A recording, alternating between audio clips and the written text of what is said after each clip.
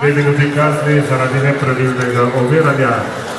Tim Cilja Olimpija, Marmata Kokor, Tomaš Ljubković, penalty for interference.